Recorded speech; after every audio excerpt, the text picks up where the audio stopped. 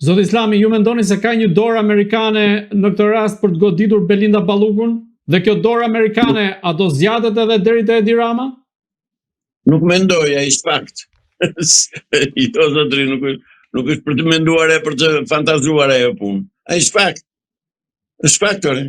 Janë amerikanë që komandojnë, pik. Prandaj vinë vërdall dhe këto LGBT të Evropës. Se e din që s'kanë që bëjnë Amerikës. Kështu që është prera i kostum, unë ja u them, por nuk duan ta besojnë. Unë bëj thirrje qytetarëve të ndershëm, atyre që klikojnë dhe japin mendime, opinionin për emisionet tona. Ore njerëz, sillni mendjes, hapni syt ku po u çon ky pushtet, kjo parti, kjo klasë politike. Ku po u çojnë, e shikoni, keni hapur syt të shikoni që Shqipëria po boshatishet, që ju po varfërojeni për ditë, që juve po merren prona ditë për ditë, që juve po mashtrojnë ditë për ditë, juve gjyqtarët, gjykatat u kanë sirgjënosur djemtë më të mirë, skoti për një cigare asas. Pra këtyre u bithirje unë. Nuk u bithirje atyre të betuar, komunistëve të betuar që ka Edi Rama rreth rrotull. Zoti Islami, nisur nga rasti i Belinda Ballukut, a mendoni se Edi Rama tashmë do të goditet pikërisht si rasti i vet Belinda Ballukut, apo ai do të shkojë përtej këtij mandati deri në vitin 2029? Është pa mundur, nuk shkon. Ai deri në datën 28 nëntor është i dorëhequr. Dhe dorëheqjen do ta bëj me shkop, me dëshirë. Dakor, po vendos bazë shumë të rëndë, sepse aty mund të jetë edhe në datë 28. Këtë besim kam të Shtetet e Bashkuara të Amerikës, po u zgënjym dhe kësaj radhe, s'është fajon. Duke u referuar pjesës së kryeministrit Edi Rama, si mendoni, në shkresën që kanë nxjerrë për të drejtuar gjykatës kushtetuese, a është kjo një përpjekje për të mbrojtur Belinda Ballukun, apo është një përpjekje për ta dërguar topin mes institucioneve të drejtësisë? Ai bën diversion dhe kërkon që të përçajë dhe të orientojë sistemin e drejtësisë. Në gjykatën kushtetuese zotëri nuk janë budalle, janë njerëz me mend në kokë. Dhe ata e dinë mirë, shkojnë që s'ka shkelje ligji. Se po morën ata vendim, siç mendojnë, siç shpreson ky pallosh i gjatë, atëherë që do shkojë në Strasburg, o Strasburgu nuk shikon shkelje ligji aty. Ju thoni se Edi Rama mund të bjerë në datë 28 nëntor, ose të paktën nuk e shtyn dot këtë vit dhe... Jo, nuk do të shtyj. Çfarë ndodh në momentin që bie Edi Rama? Do marr pushtetin qeveria teknike që është gati dhe do shkojë të marrë zyrat. Kaq e thjeshtë. Po si u merr ka pa pasur zgjedhje? Çfarë zgjedhje kërkoni ju? Po si mund merret pa pasur zgjedhje, pa hyrë në zgjedhje, si u marka? Duke dhënë dorëheqjen qeveria. Po ka një logjik kushtetuese, sepse kjo është republikë parlamentare. Bie një qeveri, shkohet drejt zgjedhjeve të parakohshme, partitë politike hyjnë në zgjedhje dhe pastaj kush fiton zgjedhjet merr qeverinë. Ka një kushtetutë që është sjell këtu, është importuar nga Serbia dhe nga Greqia, të cilën Shtetet e Bashkuara nuk e njohin, edhe unë nuk e njoh si person. Dhe është një kushtetutë që është për në kosht plerave dhe i ka përfunduar në kosht plerave.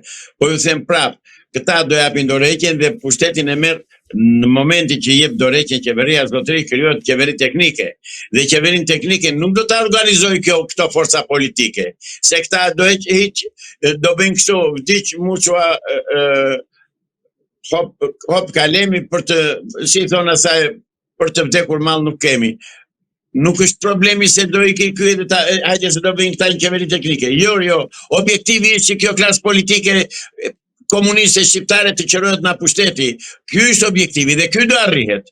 Nuk e shtyjnë më amerikanët komunizmin në Shqipëri.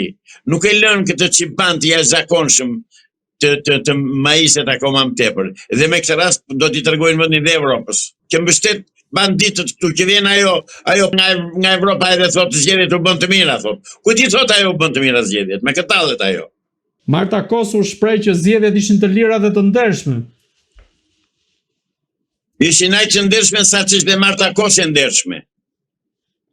Kaq. Pse nuk ishin të ndershme sipas jush? E kupton vet ajo. Si? Nuk ishin të ndershme sipas jush. Po pyetja është kjo është pyetje retorike, ka përgjigjen brenda.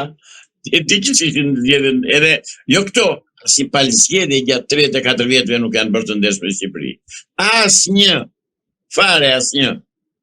Veç se është dorëzuar pushteti me marrëveshje pas kuintave. Nëse bie qeveria e Edi Ramës në 28 nëntor, siç thoni ju, çfarë pret vet kryeministrin Edi Rama pas kësaj date? Burgu, është tjetër, do arrestohet, ka mbaruar ajo punë, do arrestohet se do ta marrën amerikanë një herë për FBI-n, për me Gonigalin. Ai e di mirë që pretor zotëri, ai përpiqet tani si i mbyturi që kapet për lesht kokës. Ai e di se fundin e tij se ç'fund ka. Në këtë rast, cilat dosje do të jetë më delikate për të? Kjo që ka të bëjë me varësit e tij, përmendim këtu rastin e Belinda Ballukut, apo janë dosjet që prekin Shtetet e Bashkuara të Amerikës, siç është ajo e Charles McGonigal, apo edhe takimi që ka pasur me luftar Hysaj në zyrën e tij lidhur me kartelin Sinaloa? Janë që të gjitha bashkë. Dosjen e ka sa një male, ka sa një kamion dosjen. Është dhe 21 janari që ka bashkëpunuar me Sali Berishën për të vrarë 4 qytetarët atje. Janë shumë. Nuk kanë fund krimet e këtyre. Është nafta që ta po e vjedhin ditë për ditë dhe nuk dihet ku shkon, dhe shqiptarët janë më të varfrit në botë. Është krimi që i ka bërë këtij populli duke ka ta ndisur për një vakt buk. E kupton sa kriminal janë këta, sa të ndyrë janë këta komunistët. Një vakt buk nuk i lënë të marrë të nesëmin. Ja kanë me rubinet dhe bukën dhe ujë, të tëra. Ky vetëm që si vë do të ajrit rubinet. Kaq kriminal është, kaq kriminale janë, kaq politikan kriminal janë, kaq politikan të shitur të degeneruar qeverisin këtë vend. Zoti Islami, të rikthehemi sërish te Belinda Balluku, e cila gjatë seancës së sotme, siç raportohet nga vetë gazetarët që kanë qenë pjesë kanë marrë pjesë në këtë seancë, theksohet se ajo i është drejtuar gjykatës që nëse Edi Rama largohet jashtë vendit, kush do t'i firmos vendimet e Këshillit të Ministrave në Shqipëri. Dhe në këtë rast nuk krijohet një krizë dhe na duhet me patjetër Belinda Balluku që të firmos vendimet e Këshillit të Ministrave. Nuk i marrë në konsiderat fare. I konsiderojmë të paqen, shkon qeveria teknike në zyra dhe vendos që në atë moment ndërtimin e shtetit. Dhe s'na duhen hiç. Po flasim aktualisht. Aktualisht, ja pra, po them do shfuqizohet kushtetuta, nuk e pyesim fare. Po kush e shfuqizon kushtetutën pra? Ai që do marrë pushtetin. Ata që urdhëruan. Ja do të them unë, ju doni mekanizmin. Mekanizmat janë 1000. Mekanizmi kryesor themelor është arrestimi këtyre të dyve. Për vjedhje bie qeveria, automatikisht merr pushtetin qeveria teknike, se është ngritur qeveria teknike. Nuk ka nevojë të votohet e të propozohet e të bëhet. Është gati. Në këtë rast, ju si e shikoni Shqipërinë në gjithçka që po ndodh sa i përket qoftë procesit të saj të antarësimit në Bashkimin Evropian, nga njëra anë dhe nga ana tjetër goditjeve që po jep drejtësia ndaj politikanëve të korruptuar, apo dhe qoftë goditjeve ndaj eksponentëve të qeverisë së kryeministrit Edi Rama? Antarësimi në Bashkimin Sovjetik është një mashtrim 35 vjeçar, nuk do bëhet kurrë. Bashkimin Evropian? Po, nuk do bëhet kurrë. Kurrë. Se Bashkimi Sovjetik i ktheu këmbët nga dielli. Bashkimi Sovjetik Evropian, jo si ka këtyre këmbë nga dielli, jo është Bashkimi Sovjetik Evropian. Ata janë komunistët e Rusisë, janë që komandojnë në Evropë tani. Dhe Shqipëria do bëhet shteti 51 i Shteteve të Bashkuara të Amerikës. Tallen kanë 35 vjet që thonë zgjedhjet ishin të mira. O turpi botës ku këta shqiptarë kaq idiot janë, ore nuk janë idiot, pak se dhe unë bjem qafkot. Po këta s'kanë çbën se marrën një rrogë atje tek këta gangsterët që kanë qeverisur deri më sot edhe detyrohen që të mbështesin. Por në fakt fajtor janë ata që quhen deputet. Me ata do kemi punë. Veçanërisht me ata të 76 që votuan ligjin e gjinis. Me ata do kemi shumë punë. Çfarë i pret ata?